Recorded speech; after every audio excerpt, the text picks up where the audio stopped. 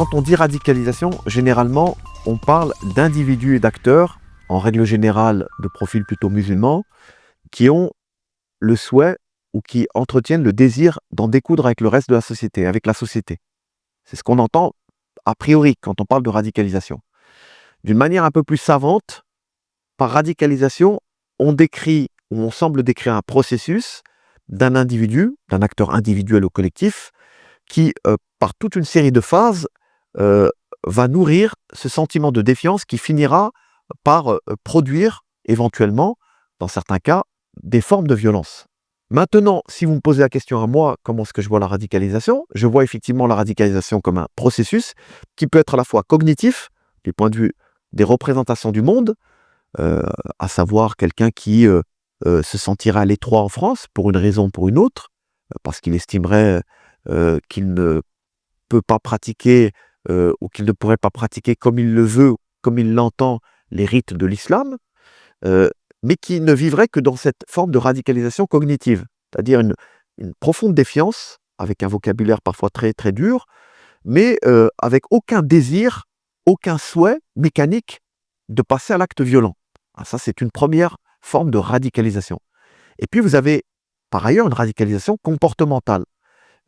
On passe de la pensée, des représentations du monde, à un comportement donné, déterminé. Le cas le plus emblématique, selon moi, c'est le cas de personnes, d'un acteur individuel ou collectif, si on parle au singulier ou au pluriel, qui va être dans l'évitement, éviter des espaces qu'il estime corrompus, par exemple des espaces de mixité, la plage, des restaurants où du vin serait servi, etc. Ça, c'est ce qu'on pourrait appeler une radicalisation comportementale, mais avec cette idée que c'est un processus, qu'au départ, l'acteur en question n'était pas forcément sur ses positions. Je tiens vraiment compte du fait que c'est processuel.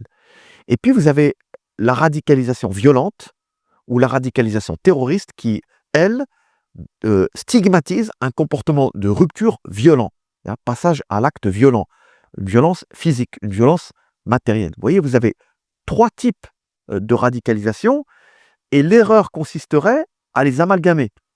On peut, sur la radicalisation cognitive, comportementale, il peut y avoir des débats culturels et philosophiques, à l'intérieur comme à l'extérieur des communautés musulmanes. Celui qui, en revanche, adopte un comportement violent, matériellement et physiquement parlant, lui, il n'y a qu'en quelque sorte que la répression ou des mesures de police qui peuvent en venir à bout, puisqu'il faut empêcher à tout prix la commission d'actes répréhensibles et d'actes de violence. Ce qui n'est pas forcément le cas pour les deux autres, parce que vous ne pouvez pas criminaliser la pensée de quelqu'un. Vous pouvez la désapprouver, vous pouvez être en radical désaccord, en opposition virulente, mais vous ne pouvez pas criminaliser cette pensée. Et je vous le disais il y a quelques minutes, hélas, dans la loi du 24 août 2021, une confusion s'est en quelque sorte institutionnalisée entre l'acteur musulman, je parle de l'islam comme je pourrais parler d'autres formes de religiosité, mais là en l'occurrence on sait que c'est l'islam, il y a un amalgame entre celui qui aurait une forme de radicalité comportementale et cognitive et celui qui nourrirait, entretiendrait une radicalité terroriste.